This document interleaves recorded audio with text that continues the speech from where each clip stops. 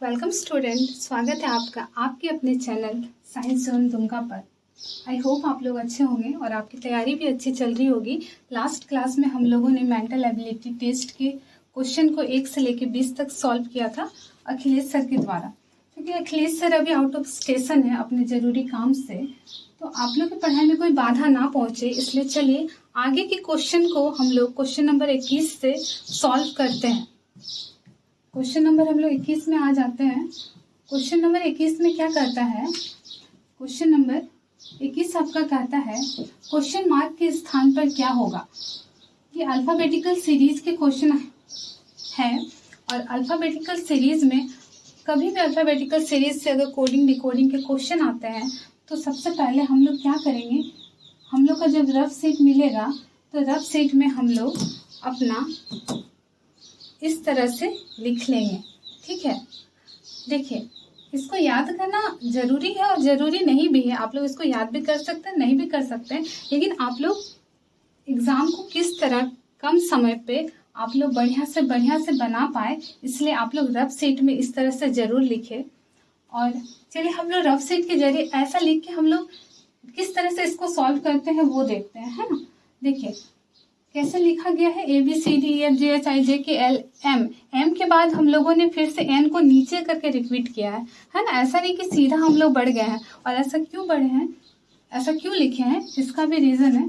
अगर आप 1 और 26 को जोड़ते हैं तो ये क्या होता है, 27 होता है ना। और देखिए अगर आप यहाँ पे MN अगर हर एक किसी को जोड़ते हैं तो आपका 27 होता है। चलिए हम लोग देखते हैं क्वेश्चन नंबर 21 को किस तरह से सॉल्व किया गया। क्वेश्चन नंबर 21 में क्या है, A है, उसके बाद किसको फॉलो कर रहा है, T को फॉलो कर रहा है। ठीक है, C है, उसके बाद क्या है, S है, C है, उसके बाद S है, E है, उसके बाद क्या है, R है ना।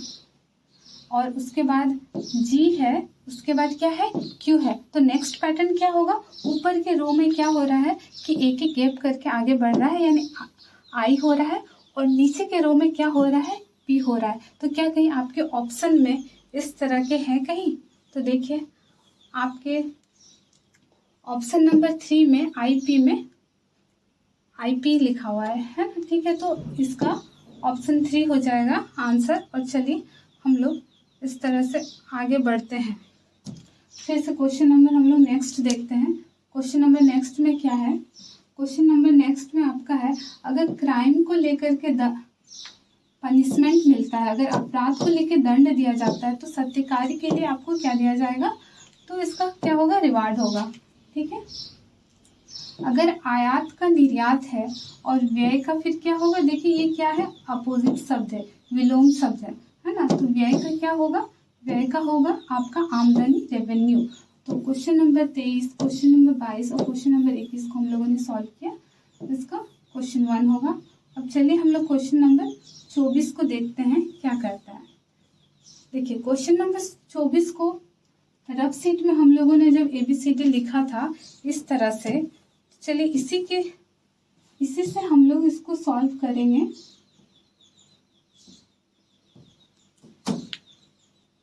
क्वेश्चन नंबर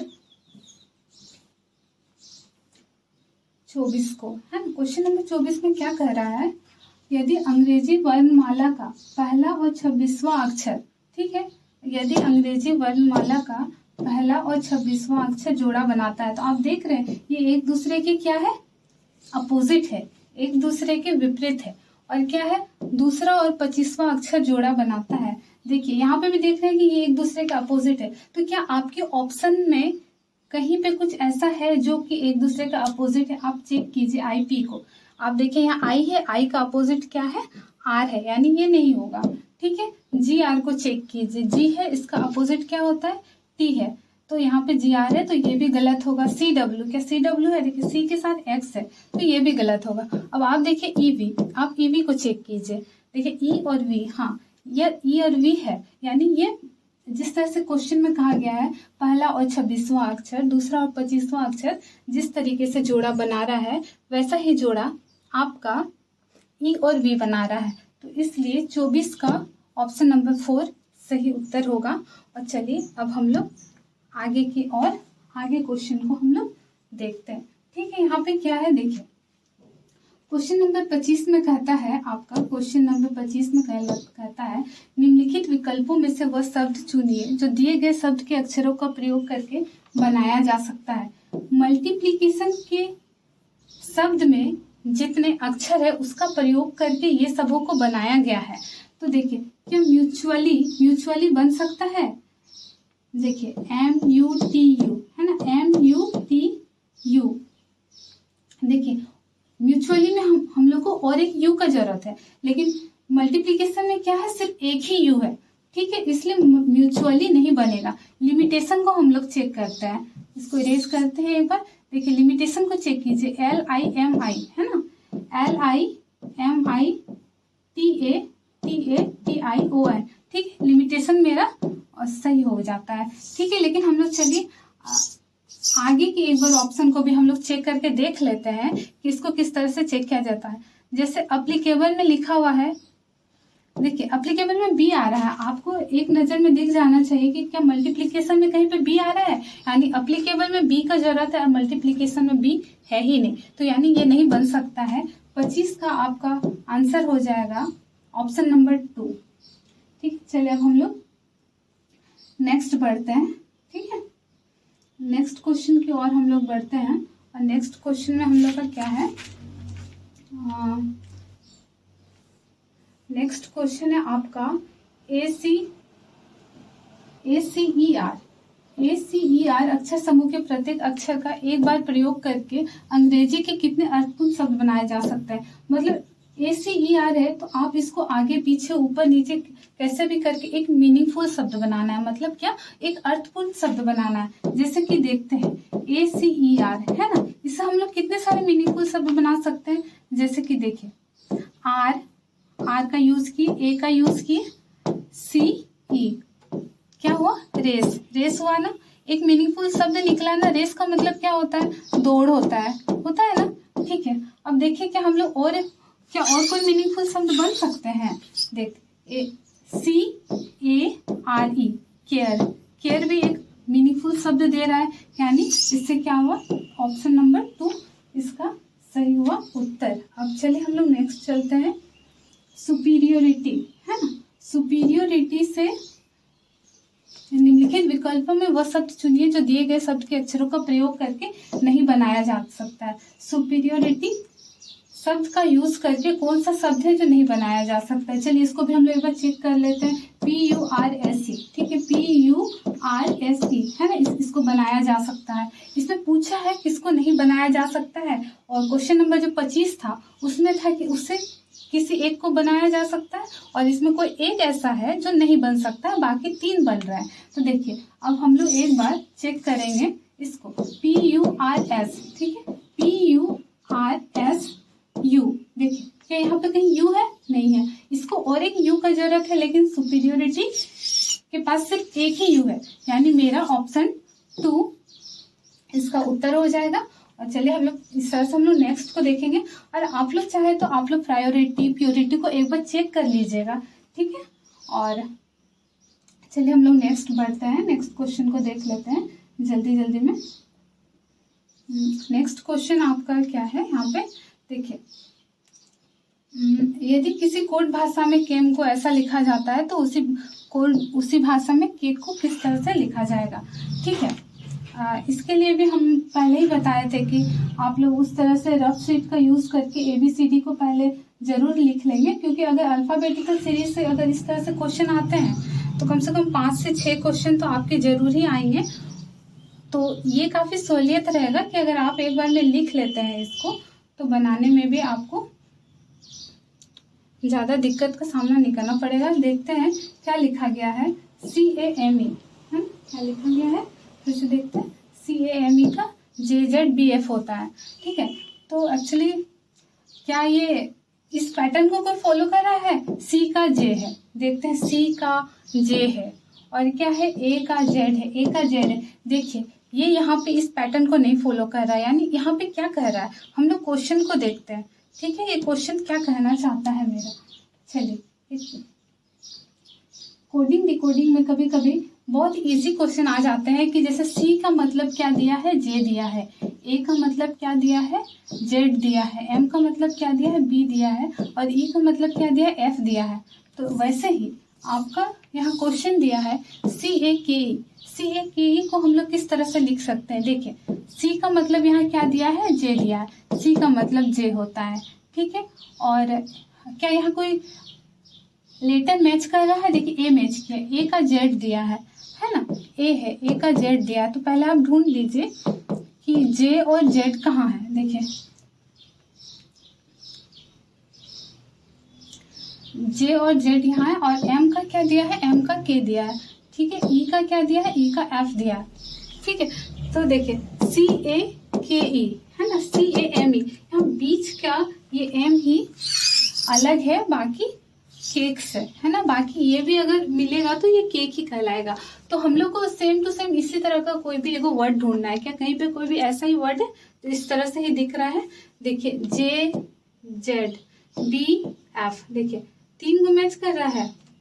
जे, सी का जे, इसका ए का हो गया आपका 1 मिनट, आपका हो गया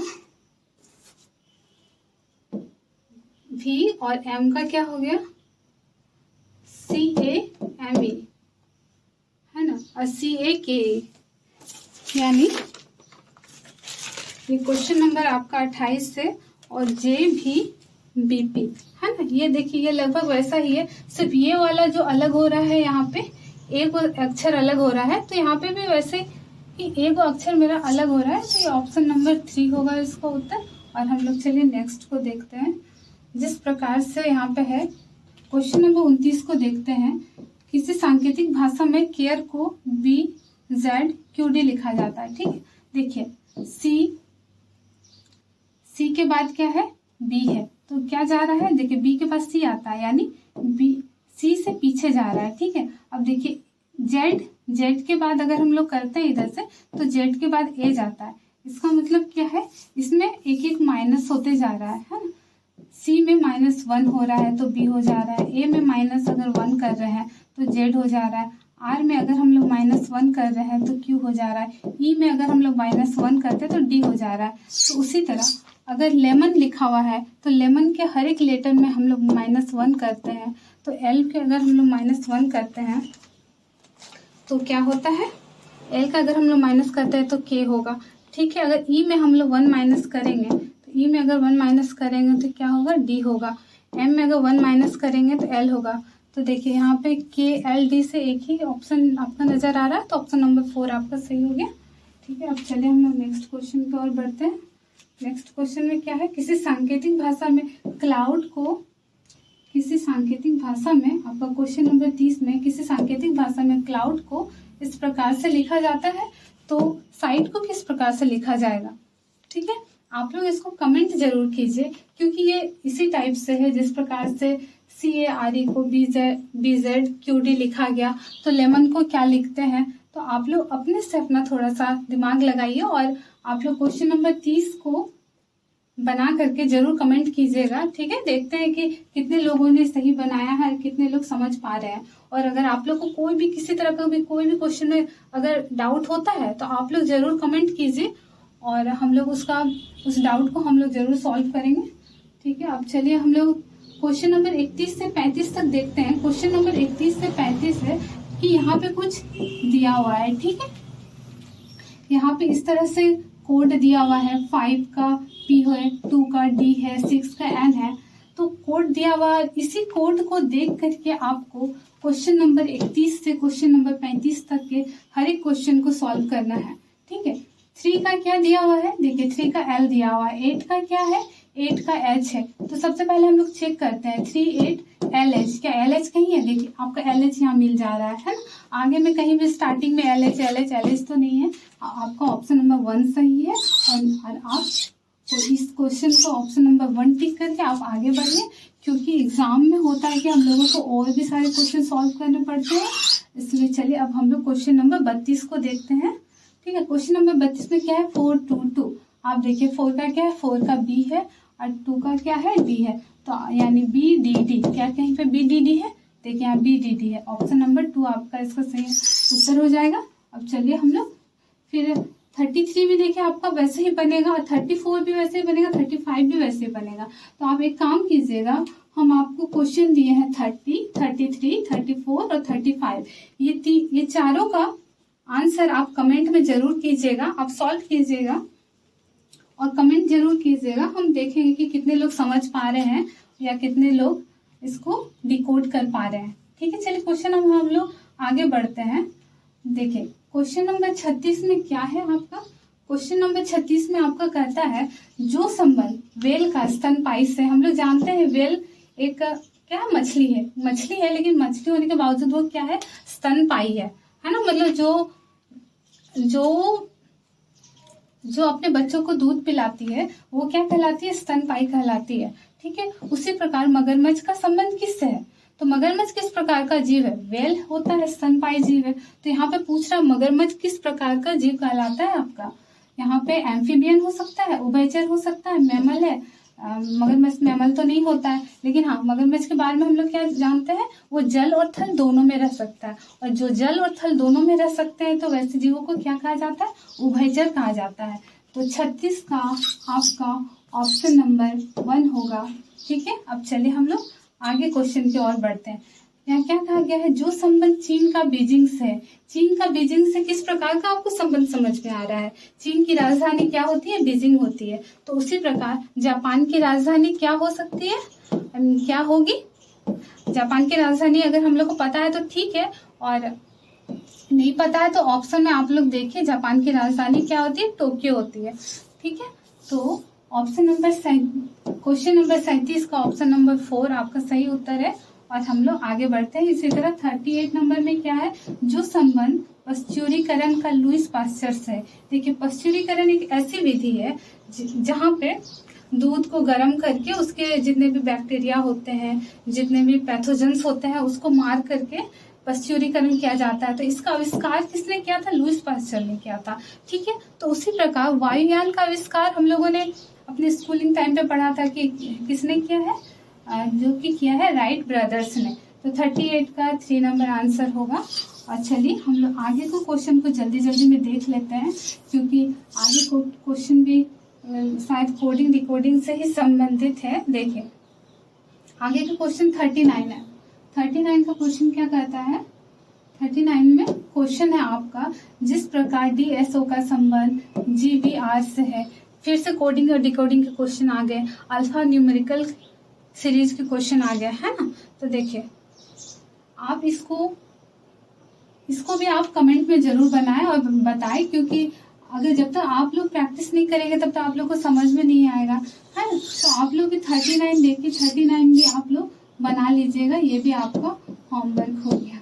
ठीक है, आप लोग जरूर कमेंट कीजिएगा, और नहीं समझ में आता है तो आप लोग अपने डाउट को भी लिखिएगा ताकि उसको हम सॉल्व कर सकें। अब देखिए क्वेश्चन नंबर 40 क्या कहता है, जो संबंध कनाडा का मेपल पत्ती से है। कनाडा के नेशनल फ्लैग में किसका चित्र है, मेपल पत्ती का है। वही संबंध श्रीलंका का किससे है। अगर आप श्रीलंका के नेशनल फ्लैग को देखिएगा तो श्रीलंका के नेशनल फ्लैग में किसका चित्र है, लायन और स्वार्ड का, मतलब शेर और तलवार का। तो आपका 40 का ऑप्शन 1 सही उत्तर हो जाता है।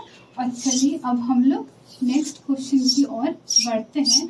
और नेक्स्ट क्वेश्चन में आपका क्या है, थोड़ा देख लेते हैं। नेक्स्ट क्वेश्चन आपका है, निम्नलिखित सूचनाओं पर आधारित प्रश्न के उत्तर दीजिए।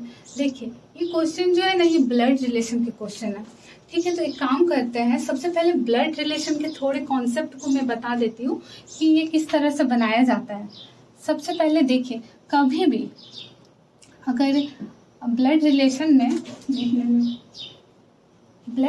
में अगर एक मेल पर्सन को चिन्हित करना होता है तो हम लोग ऐसे स्क्वायर का यूज करते हैं। ठीक है, अगर ये किसके लिए है, ये मेल पर्सन के लिए है। ठीक है, अगर आप लोग एक बार इस कॉन्सेप्ट को सीख लेते हैं तो उसके बाद आपको ब्लड रिलेशन के एक भी क्वेश्चन को बनाने में दिक्कत नहीं होगी। ठीक है, और फीमेल को हम लोग किससे ये करते हैं, सर्कल से दिखाते हैं। ठीक है, फीमेल। आप लोग चाहे तो जैसे मेल को प्लस से भी दिखा सकते हैं, इसको माइनस से भी दिखा सकते हैं, लेकिन ठीक है मैं इसको फॉलो करती हूँ और आप लोग भी ट्राई कीजिए कि आप लोग इसको फॉलो करें और बनाएं, ठीक है। और अगर हम लोग देखते हैं कपल को देखते हैं, अगर कपल के बारे में कहा जा रहा है, कपल मीन्स माता पिता या पति पत्नी के बारे में अगर बोला जाता है तो हम लोग इस प्रकार के इक्वल के चिन्ह को यूज करते हैं, ठीक है। और अगर भाई बहन के बारे में बोला जाता है, भाई बहन है ना, भाई बहन में आपका सहोदर भाई बहन हो जाता है या फिर कजन हो जाता है, तो उसके लिए हम लोग मात्र ऐसे एक माइनस के चिन्ह को दिखाते हैं, ठीक है। आप लोग ये सारे चिन्ह को एक बार याद कर लीजिए। ऐसे जब नेक्स्ट वीडियो में जब हम लोग कॉन्सेप्ट की वीडियो को जब हम लोग लेके आएंगे तो उसमें ब्लड रिलेशन के क्वेश्चन को डिटेल में बताया जाएगा, ठीक है। अब हम लोग देखते हैं यहाँ पे क्या कर रहा है, आप लोग इसको याद कर लीजिएगा। हम क्या बताए थे, इसको क्या कहते हैं, मेल कह रहा है, ठीक है। और इसको क्या से चिन्हित कर रहे हैं, इसको फीमेल कह रहे हैं, ठीक है। और इसको क्या कह रहे हैं, पति पत्नी, ठीक है। पति पत्नी के लिए हम लोग किस तरह से सिंबल को यूज करते हैं, इस तरह के। और अगर भाई बहन के बारे में पति और पत्नी, और भाई बहन के बारे में अगर है तो हम लोग माइनस के चिन्ह को यूज करते हैं, भाई या फिर बहन, ठीक है। चलिए अब हम लोग इसी के आधार पे सारे क्वेश्चन को सॉल्व करते हैं। देखिए P प्लस Q का अर्थ है, अगर इस तरह से आता है तो पहले आप लोग अपने रफ शीट में ऐसे लिखिए, प्लस का मीनिंग क्या है, यहाँ पे भाई है, ठीक है। चलिए यहीं से दिखा देते हैं एक बार। प्लस का मीनिंग क्या है, भाई है, ठीक है। और माइनस का मतलब यहाँ क्या दे रहा है, माँ दे रहा है। और गुना का मतलब क्या दे रहा है, बहन दे रहा है। तो चलिए इसको हम लोग, ये आपका स्टेटमेंट दिया है और 41 से 43 तक आपको क्वेश्चन दिया है, आपको इसको सॉल्व करना है। देखते हैं, चलिए m प्लस के माइनस आर। m क्या है, भाई है, किसका है, k का। m क्या है, भाई है, चूंकि ये मेल पर्सन है, और किसका है, k का। अब भाई के लिए हम लोग क्या बोले थे, माइनस का चिन्ह का प्रयोग करना है। भाई बहन के लिए, भाई हो या बहन हो, किसका है, k का। और k क्या है, माइनस से r का। माइनस के लिए क्या है, माँ है, यानी माँ है, यानी माँ एक क्या है, फीमेल पर्सन है। k माँ है, किसका है, r का, है ना। अगर हम लोग जनरेशन गैप को दिखाते हैं, जैसे कि मम्मी पापा चाचा मामा, है ना, मामा मौसी हुआ, तो वो लोग एक जनरेशन में आ जाते हैं, ठीक है। और अगर आपके भाई हो गए, आपके कजन हो गए, आपके फ्रेंड हो गए, है ना, वो लोग नीचे वाले जनरेशन में आ जाते हैं, ठीक है। और अगर कहेंगे कि मम्मी के मम्मी या पापा के पापा, तो आपके क्या लगेंगे, दादाजी नाना जी, है ना, तो वो लोग उससे ऊपर वाले जनरेशन में आ जाते हैं। तो ऊपर वाले जनरेशन के लिए हम लोग क्या करेंगे, और एक ऊपर जनरेशन में जाएंगे और इस प्रकार से चिन्ह का यूज करके बनाएंगे। चलिए आगे हम लोग, इस क्वेश्चन में तो क्वेश्चन नहीं पूछा गया है, लेकिन चलिए हम लोग आगे देखते हैं, आगे में हम लोग सॉल्व करेंगे अगर ऐसा क्वेश्चन अगर मिलता है तो, ठीक है। तो यहाँ क्या है, क्या बताया गया, m प्लस का मीनिंग भाई है, माइनस का मीनिंग माँ है, इंटू का मीनिंग क्या है, बहन है। तो m प्लस m भाई है k का और k माँ है r की। क्वेश्चन पूछता है निम्नलिखित में से किसका संबंध, किसका अर्थ m मामा है r का। क्या देखिए, क्या m मामा निकल रहा है r का, r की माँ का भाई। आपके मम्मी के भाई कौन कहलाते हैं, मामा कहलाते हैं, है ना। तो यानी जो ये वाला जो आंसर है, ये वाला आपका हो जाएगा ऑप्शन नंबर 1 हो जाएगा, इसके लिए कि m मामा निकल जाए r के लिए। देखिए आपको हम ऑप्शन नंबर 2 एक बार सॉल्व करके दिखा देते हैं कि ये क्या कहलाएगा, ठीक है। यहाँ पे देखते हैं m माइनस आर, माइनस का मतलब क्या है, माँ है। चलिए इसको एक बार इरेज करके एक बार सिखा देते हैं थोड़ा सा। m माइनस आर है, ठीक है। m माइनस का मतलब क्या है, माँ है। m माँ है, किसकी है, r है। और r प्लस क्या है, k है। प्लस का मीनिंग क्या है, भाई है, मतलब r क्या हो गया, r भाई हो गया, किसका हो गया, k का हो गया। लेकिन क्या k भी भाई हो गया या k बहन हो गई, जी नहीं, k का कोई जेंडर हम लोग को नहीं बताया गया है, इसलिए k को ऐसे ही छोड़ देना है। तो यहाँ से क्या, आप क्वेश्चन को पढ़िए, किसका अर्थ m मामा है।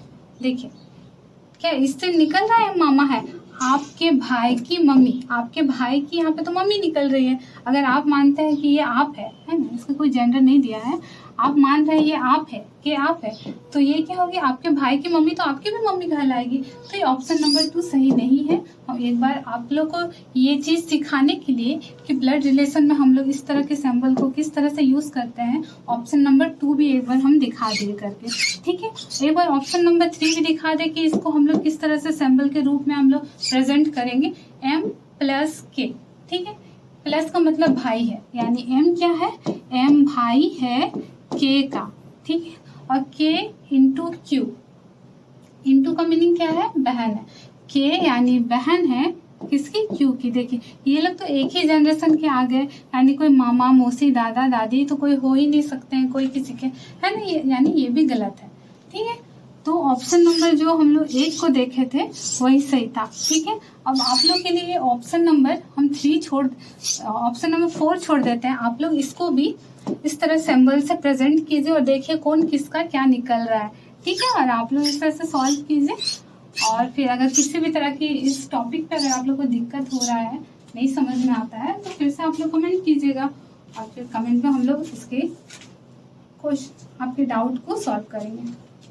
अब देखिए क्वेश्चन नंबर 42 क्या कहता है, आप लोग को एक्सप्रेशन पहले ही यहाँ पे दे दिया है कि किसका मतलब क्या होता है, जैसे फिर से टिक कर देते हैं। प्लस का मतलब भाई होता है ना, माइनस का मतलब माँ होती है, और गुना का मतलब बहन होता है, ठीक है। अब यहाँ पे क्या है, M minus N Q R. चलिए इसको हम लोग सिंबल जिस तरह से बनाए थे उस रूप में हम लोग इसको एक बार प्रेजेंट करते हैं, ठीक है। हम लोग यहाँ पे देखते हैं क्या है, M प्लस, प्लस का मीनिंग क्या है, देखिए प्लस का मतलब क्या है, भाई है। M भाई हो गया, किसका भाई हो गया, N का भाई हो गया, और N माइनस Q, N क्या हो गई, मतलब माँ, यानी N माँ हो गई, किसकी माँ हो गई, Q की माँ हो गई। और फिर क्या है, Q इंटू R, इंटू का मतलब क्या है, बहन है, यानी Q कौन हो गई, Q बहन हो गई, किसकी बहन हो गई, R की बहन हो गई। लेकिन R क्या भाई है या बहन है, देखिए R का कोई भी जेंडर, कोई भी लिंग निर्धारित नहीं है, तो R को ऐसे ही छोड़ देते हैं। अब हम लोग क्वेश्चन देखते हैं क्या पूछ रहा है। आप इस निष्कर्ष से आप क्या निष्कर्ष निकाल सकते हैं इस ये से, ठीक है। देखिए क्या बोल रहे हैं ऑप्शन नंबर 1, R बहन है N की, R क्या बहन है N की, इसका तो जनरेशन ही अलग हो गया।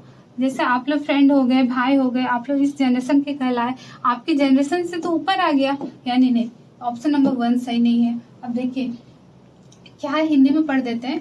Q का मामा M है, Q का मामा M है, आप इसको देखिए, Q की मम्मी हो गई N और मम्मी का भाई हो गया M, तो क्या मम्मी का भाई कौन कहलाता है, मामा कहलाता है ना। तो ये आपका ऑप्शन नंबर 2 सही है, ठीक है। आप लोग अभी इस तरह से जो बनाए हैं, आप लोग इससे ऑप्शन नंबर 3 और 4 को चेक कीजिएगा, जो कि गलत ही आएगा, लेकिन आप लोग एक बार इसको जरूर देख लीजिएगा, सॉल्व कर लीजिएगा, ठीक है। चेक कर लीजिएगा एक बार, क्योंकि चेक करने से आप लोग सीखिएगा इससे कि हाँ ये गलत है या फिर ये सही निकल रहा है आपका। चलिए हम लोग नेक्स्ट क्वेश्चन की ओर बढ़ जाते हैं जल्दी जल्दी में।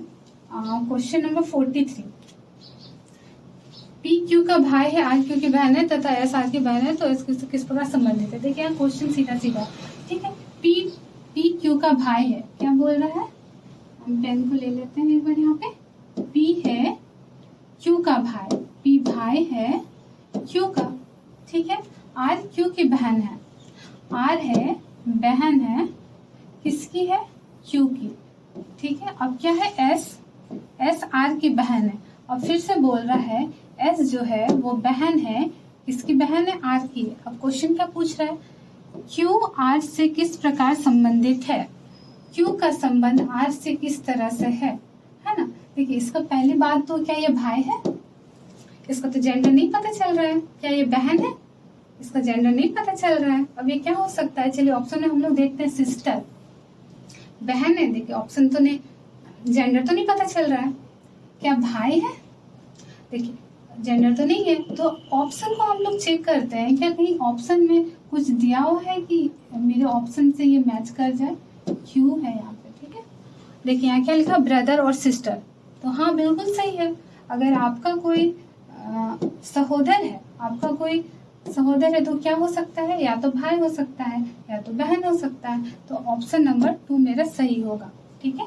आप लोग हर एक ऑप्शन को देख करके ही आगे बढ़िएगा, क्योंकि अगर आप सोच लेंगे कि हाँ ठीक है ये तो बहन हो सकती है, लेकिन इसका जेंडर डिसाइड नहीं है, इसका जेंडर क्लियर नहीं है, क्योंकि जेंडर क्लियर नहीं है, इसलिए या तो ये भाई भी हो सकता है या बहन भी हो सकती है। तो ऑप्शन नंबर आपका 2 सही हुआ।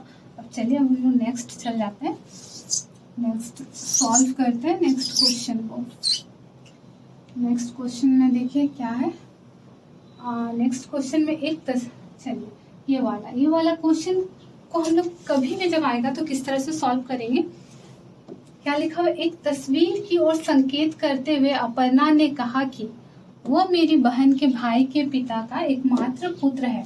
कभी भी इस तरह के क्वेश्चन आए तो आप किसने कहा, अपर्णा ने कहा, तो अपर्णा की जगह पे आप अपने आप को रख के देखिए। ठीक है, जब आप अपर्णा की जगह पे अपने आप को रख के देखिएगा, फिर आप देखिएगा एक तस्वीर की और जब देखती है तो वो बोलती है मेरी बहन। ठीक है, एक अपर्णा नाम की लड़की है, अपर्णा, इसको बना देते हैं, लेकिन आप इसको इमेजिन करके बनाइएगा तो वो ज्यादा अच्छा और ज्यादा सटीक बनता है।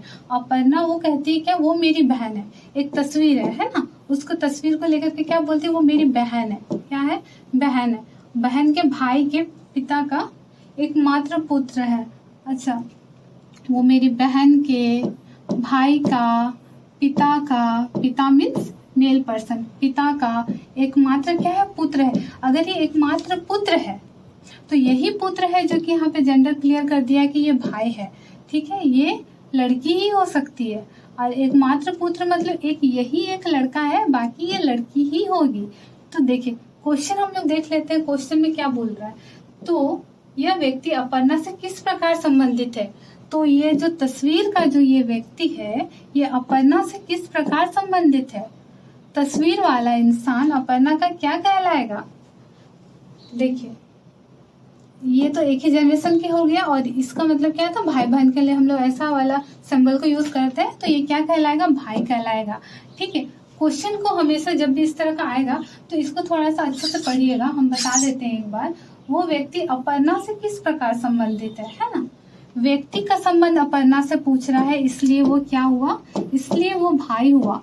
लेकिन अगर पूछता कि अपर्णा का संबंध इस तस्वीर से क्या है, तो इस जगह पे तो जेंडर अपर्णा का क्लियर था ही नहीं।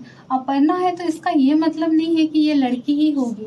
ठीक है, अपर्णा हम लोग जानते हैं कि लड़की का नाम ही होता है, लेकिन ब्लड रिलेशन के क्वेश्चन में अगर कोई नाम दे दिया है तो आप नाम से ये डिसाइड नहीं कर सकते हैं कि अपर्णा लड़की है या अपर्णा लड़का हो सकती है। तो अगर पूछता कि अपर्णा का संबंध इससे क्या है, तो ठीक है, ये भाई भी हो सकता है, ये बहन भी हो सकता है, ये बहन भी हो सकती है। ठीक है, लेकिन यहाँ हम लोग का क्वेश्चन क्या पूछ रहा है, तस्वीर का संबंध अपर्णा से क्या है, तो तस्वीर वाला अपर्णा का क्या कहलाएगा, भाई कहलाएगा। तो ऑप्शन नंबर 4 आपका सही हो गया। और चलिए अब हम लोग नेक्स्ट बढ़ जाते हैं। इरेज कर देते हैं इसको थोड़ा सा।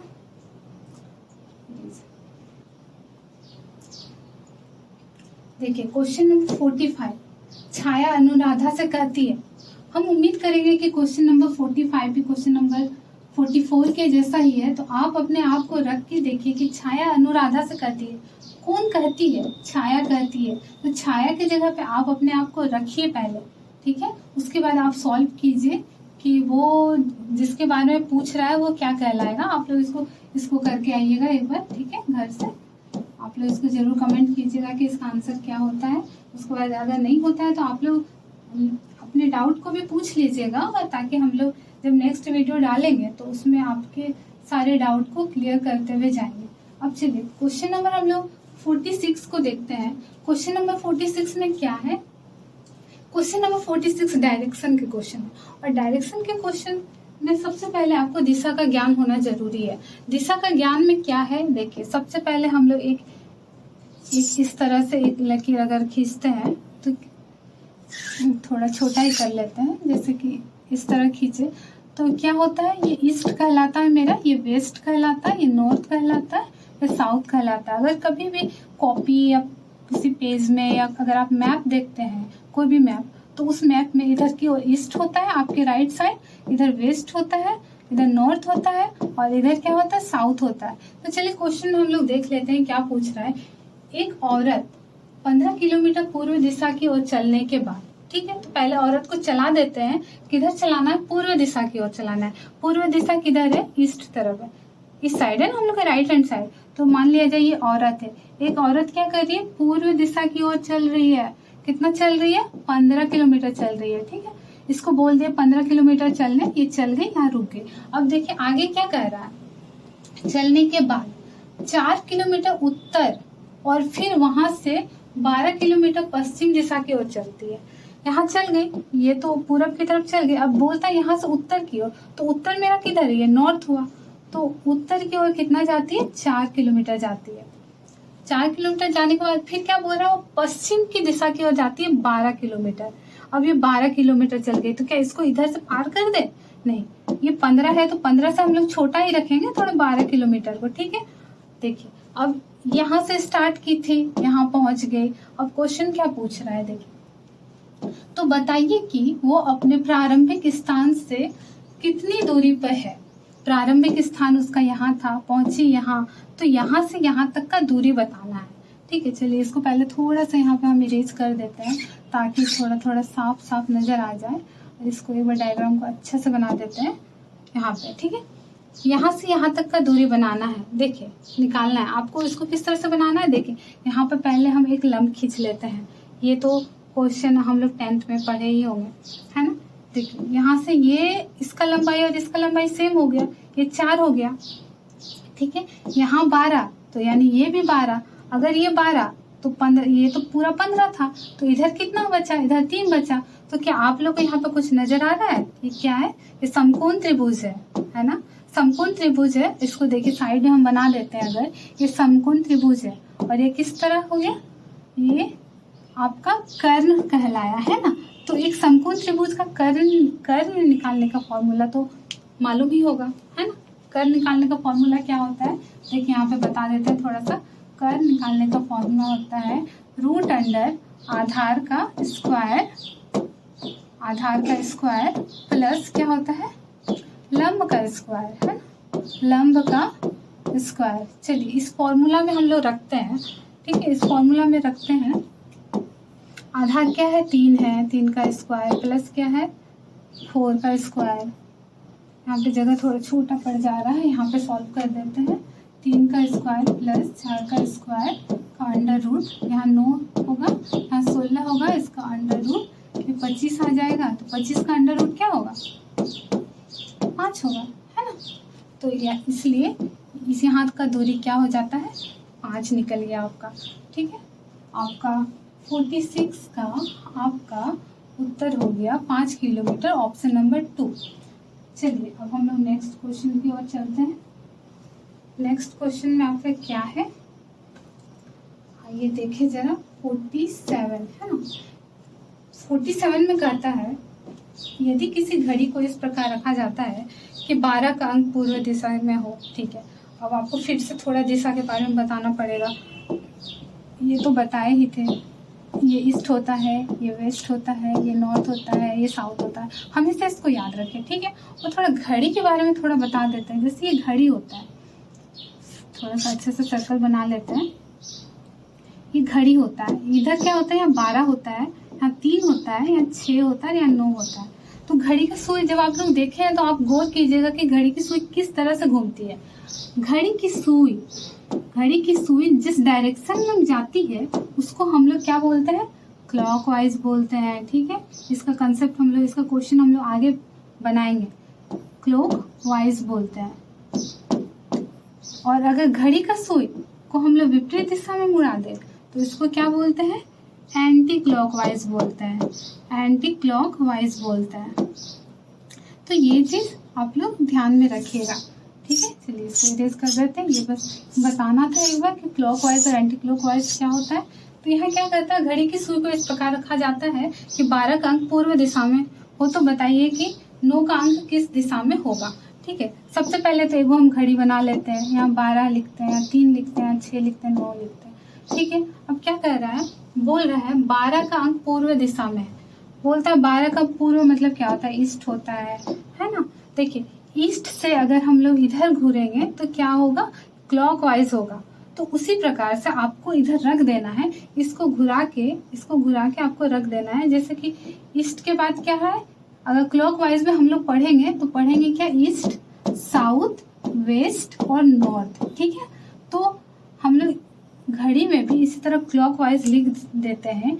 ईस्ट हो गया, साउथ हो गया, वेस्ट हो गया और ये क्या हो गया, नॉर्थ हो गया। अब देखिए पूछ क्या रहा है, तो बताइए कि 9 का अंक किस दिशा में होगा। तो 9 का अंक किधर निकल रहा है, मेरा नॉर्थ डायरेक्शन की ओर निकल रहा है। ठीक है, आप इसको इमेजिन करके भी बना सकते हैं और चाहे तो आप इस तरह भी बना सकते हैं, लेकिन इसमें आपको ये वाला चीज जरूर याद रखिएगा। क्या याद रखना है कि अगर हम लोग डायरेक्शन को क्लॉकवाइज में जाते हैं तो वो होता है NESW, है ना। क्लॉकवाइज में अगर हम लोग उत्तर से क्लॉकवाइज में जाते हैं तो NESW फॉर्म होता है, NESW बनता है, मतलब नॉर्थ होता है, ईस्ट होता है, फिर साउथ आता है, फिर वेस्ट आता है। अगर वही हम लोग नॉर्थ से अगर हम लोग एंटी क्लॉकवाइज जाएंगे तो क्या क्या आएगा, नॉर्थ आएगा, फिर वेस्ट आएगा, फिर साउथ आएगा, फिर ईस्ट आएगा।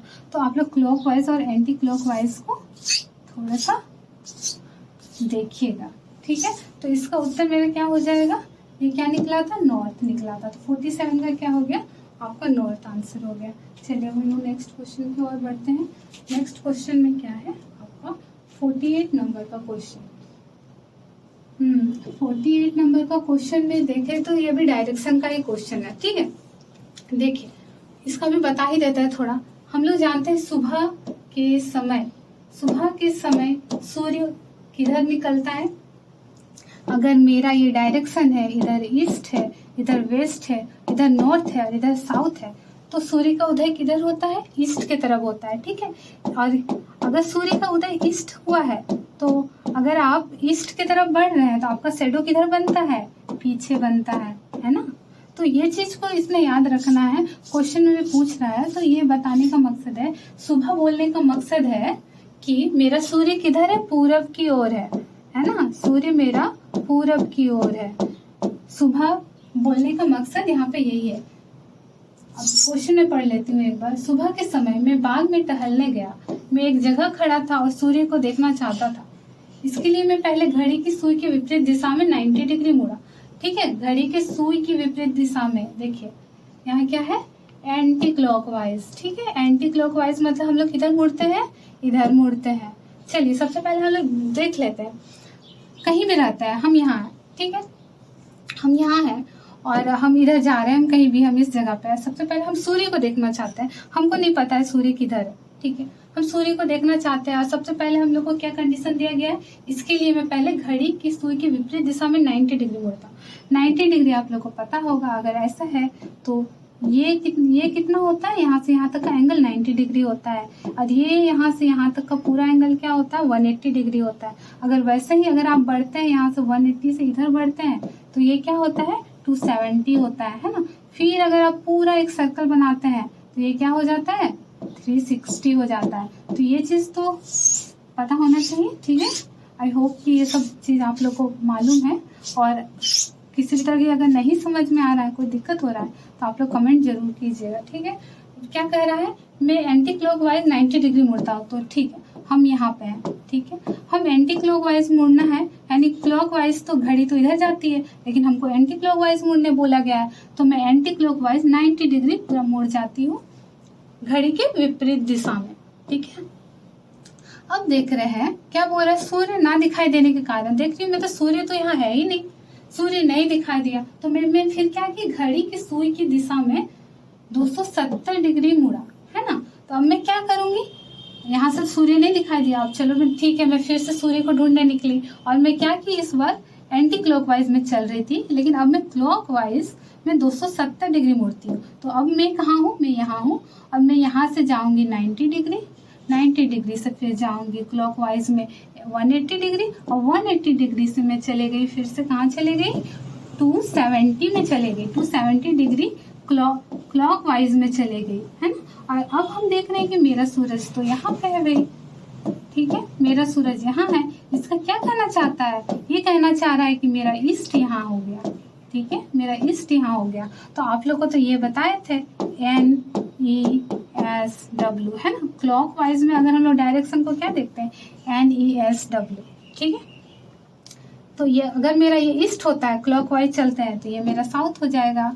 अगर साउथ हो गया फिर ये मेरा वेस्ट हो जाएगा। वेस्ट के बाद फिर से इधर नॉर्थ कहलाएगा, फिर से ये नॉर्थ कहलाएगा। अगर नॉर्थ से लेकर के हम क्लॉकवाइज में चलते हैं तो ये मेरा, रुकिएगा पेन का कलर को हम थोड़ा सा चेंज कर लेते हैं, थोड़ा सा समझ में आ जाए। देखिए ये मेरा नॉर्थ हो गया, नॉर्थ से फिर मेरा ईस्ट आ गया, ईस्ट से मेरा फिर साउथ आ गया अगर हम क्लॉकवाइज में चल रहे हैं, फिर मेरा वेस्ट आ गया, फिर वेस्ट से फिर मेरा नॉर्थ आ जाता है। देखिए नॉर्थ से ईस्ट, ईस्ट से साउथ, साउथ से वेस्ट, है ना। ये हम क्लॉकवाइज में चल गए। तो पूछ क्या रहा है, सबसे पहले तो हम यहाँ थे यानी इधर देख रहे थे। तो क्वेश्चन क्या है, अब मैं सूर्य को देख सकता हूँ, तो बताइए मैं पहले किस दिशा की ओर मुंह करके खड़ा था। पहले हम इधर थे, हम तो इधर मुंह करके खड़े थे, तो ये कौन सा डायरेक्शन बता रहा है, क्या है, ये वेस्ट है। तो देखिए ऑप्शन में क्या कहीं पे वेस्ट है, तो इरेज कर देते हैं हम। देखिए आपका ऑप्शन नंबर 4 में वेस्ट है, ठीक है। तो क्वेश्चन नंबर 48 का ऑप्शन नंबर 4 वेस्ट उत्तर हो गया, ठीक है। चलिए हम नेक्स्ट क्वेश्चन हम थोड़ा सा देख लेते हैं क्या कहता है। नेक्स्ट क्वेश्चन में देखिए 49 है, 49 है और 50 है ना। आज हम लोग 50 तक ही देखेंगे क्योंकि 49 और 50 दोनों में डायरेक्शन के ही क्वेश्चन है। फिर इधर से क्वेश्चन थोड़े चेंज हो गया है, तो इसको हम लोग नेक्स्ट क्लास में कवर करेंगे। चलिए आज हम लोग जल्दी से 49 और 50 क्वेश्चन को हम लोग देख लेते हैं। थोड़ा सा नीचे करते हैं, क्या कह रहा है यहाँ पे, क्या कहता है, एक सुबह सूर्योदय के तुरंत बाद, देखिए यहाँ क्या आ गया, सूर्योदय आ गया। इसका मतलब क्या समझ में आ गया कि सूर्य मेरा किधर है, सूर्य मेरा पूरब दिशा की ओर है। अगर ये मेरा डायरेक्शन है तो सूर्य मेरा किधर है, पूरब की ओर है, ठीक है। ए और बी एक दूसरे के आमने सामने बात कर रहे थे, ठीक है। और फिर क्या है, चलिए इसको बना देते हैं। सूर्य को हम किधर रखते हैं, क्योंकि सूर्योदय के समय वो लोग मिल रहे हैं, तो सूर्य मेरा पूरब की ओर है और वो लोग एक दूसरे के खड़े आमने सामने होकर बात कर रहे हैं। मान लीजिए एक पर्सन ये है और एक पर्सन ये है ना। आप अपने आप को यहाँ रख के देखिए, तो आपका लेफ्ट किधर होता है, इधर होता है लेफ्ट। आपका राइट किधर होगा, इधर होगा आपका राइट। अगर कोई पर्सन इस साइड फेस किया हुआ है तो उसका लेफ्ट किधर होता है, इधर होगा, लेफ्ट हो गया इसका, लेफ्ट हो गया, इसका राइट इधर हो गया। चलिए आगे के क्वेश्चन को हम लोग पढ़ते हैं। ए और बी एक दूसरे के आमने सामने बात कर रहे थे। यदि बी की परछाई ए के ठीक बाएं पड़ रही थी, यदि बी की परछाई ए के ठीक बाएं पड़ रही थी, ए के बाएं, बाएं किधर, देखिए सूर्य अगर आपका इधर है तो शैडो किधर पड़ेगा, परछाई आपका किधर पड़ेगा, इधर पड़ेगा, है ना। तो किसके बाएं पड़ रहा है, पेन चेंज कर लेते हैं थोड़ा सा, ठीक है। शैडो आपका इधर पड़ेगा, तो बाएं में किसके पड़ रहा है, बाएं इसके पड़ रहा है। और बाएं किसके बारे में बोला है, परछाई ए के ठीक बाएं, यानी ए ये हो गया, ठीक है, और ये बी हो गया। क्या बोल रहा है, यदि बी की परछाई ए के ठीक बाएं पड़ रही है तो ए का चेहरा किस दिशा के ठीक विपरीत है। चलिए थोड़ा सा इरेज कर देते हैं, मेरा ए और बी निकल गया, थोड़ा साफ सुथरा वाला काम कर लेते हैं, ठीक है। देखिए यहाँ पे मेरा सन है और यहाँ पे दो पर्सन है, निकल गया था कि ये ए है और ये बी है, ठीक है। अब चलिए क्वेश्चन देखिए कि कितना घुमा के पूछा है। तो ए का चेहरा किस दिशा के ठीक विपरीत था, तो ए का फेस किधर हो गया, नॉर्थ हो गया, ठीक है। तो क्या नॉर्थ आंसर हो गया, जी नहीं। क्वेश्चन देखिए क्या बोलता है, किस दिशा के ठीक विपरीत था। नॉर्थ के विपरीत क्या होता है, साउथ होता है, तो इसलिए इसका आंसर क्या होगा, साउथ होगा, ना कि नॉर्थ होगा। क्वेश्चन को ठीक से पढ़िएगा, ठीक है। इसका आंसर क्या हो जाएगा, साउथ हो जाएगा, ठीक है। 49 का ऑप्शन नंबर 4 आंसर, इसको टिक करते हैं। चलो हम नेक्स्ट क्वेश्चन को जल्दी में देख लेते हैं, इसको इरेज कर देते हैं फिर से। क्वेश्चन नंबर 50, क्वेश्चन नंबर 50 में क्या बोल रहा है, एक शाम सूर्यास्त के ठीक पहले, अब देखिए यहाँ पे क्या था, सूर्योदय था और यहाँ सूर्यास्त है। इसका मतलब समझ में आ गया कि मेरा सूर्य किधर होने वाला है। इस वक्त मेरा सूर्य होने वाला है वेस्ट में, यानी पश्चिम में, है ना। पश्चिम में मेरा सूर्य है, ठीक है। अब हम लोग सूर्य को पश्चिम में रख देते हैं, ठीक है। मेरा सूर्य इस साइड बना देते हैं, सूर्य मेरा पश्चिम में है। और क्या बोल रहा है, राम और मोहन एक चौक पर खड़े होकर बात कर रहे हैं। ठीक है, सूर्य मेरा इधर पश्चिम में निकला हुआ है और राम और मोहन यहाँ खड़े होकर बात कर रहे हैं, ये दोनों भी ऐसे ही खड़े होकर बात कर रहे हैं। ठीक है, और क्या बोल रहा है, अगर मोहन की परछाई राम के ठीक बाएं पड़ती है। सबसे पहले तो देखिए परछाई किधर पड़ेगा, इधर पड़ेगा। अगर आप इधर खड़े हैं तो राइट तो इधर हो रहा है, बाएं किसके बाएं पड़ रहा है, इधर बाएं इधर हो रहा है ना। किसके बाएं पड़ रहा है, मोहन की परछाई राम के ठीक बाएं। किसके ठीक बाएं पड़ रहा है, राम के ठीक बाएं। यानी इससे ये क्लियर तो हो रहा है कि ये राम है, क्योंकि राम के बाएं पड़ रहा है। किसकी परछाई पड़ रही है, मोहन की परछाई। अगर सामने वाले की परछाई, अगर मोहन की परछाई राम के बाएं पड़ रही है, लेकिन राम की अगर बोला जाए राम की परछाई तो राम की ही बाएं पड़ रही है। ठीक है, और अगर बोला जाए कि राम की परछाई तो मोहन के दाएं पड़ रही है ना। हम लोग अपने आप को इमेजिन करके अगर बनाते हैं ये सारे क्वेश्चन को तो बहुत इजीली बन जाता है। ठीक है, अब देखिए क्या बोल रहा है, तो राम का चेहरा किस दिशा की ओर होगा। अब देखिए राम का चेहरा किधर हो गया, राम का चेहरा साउथ तरफ हो गया है ना। तो ये क्या होगा, साउथ। देखिए क्या ऑप्शन में है कहीं, देखिए ऑप्शन नंबर 3 में साउथ है। तो आपका ऑप्शन नंबर 3 क्या हो गया, 50 का उत्तर हो गया। ठीक है, अब आप लोग आगे देख लीजिएगा थोड़ा क्वेश्चन को। आज के लिए इतने दूर तक ही रखते हैं। ठीक है, क्वेश्चन नंबर 50 तक करा दिया, कुछ कुछ दे दिए हैं, कुछ कुछ क्वेश्चन को छोड़े हैं। आप लोग उसको कमेंट कीजिए, कोई डाउट होता है तो आप लोग उसको कमेंट करके पूछिए, ताकि हम लोग नेक्स्ट वीडियो में उसका सॉल्यूशन निकाल सके। ठीक है, आप लोग को सॉल्यूशन दे सके। ठीक है, तो चलिए फिर आज के लिए इतना ही। आप लोग अच्छे से अपनी तैयारी कीजिए। ठीक है, तो चलिए फिर मिलते हैं तब नेक्स्ट वीडियो में। और अगर आप लोग को पसंद आ रहा है, अगर आप लोग समझ रहे हैं तो आप लोग लाइक जरूर कीजिए। ठीक है।